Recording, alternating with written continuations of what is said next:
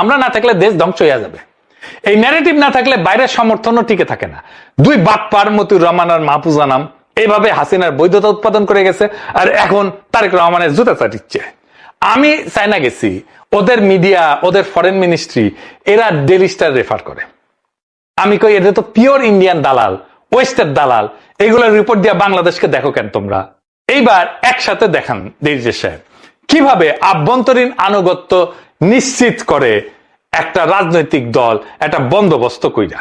Bank থেকে loan দিয়ে আনুগত্য নেয়, আইনে ছাড় দিয়ে আনুগত্য নেয়, টেন্ডারে কাজ দিয়ে আনুগত্য নেয়, ভাতা দিয়া নির্ভরতা কেনা দিয়া আনুগত্য নেয়, প্রশাসন ঘুষ খাওয়ার লাইসেন্স দিয়ে আনুগত্য নেয়, আর ন্যারেটিভ ভয় দেখায় আনুগত্য নেয়।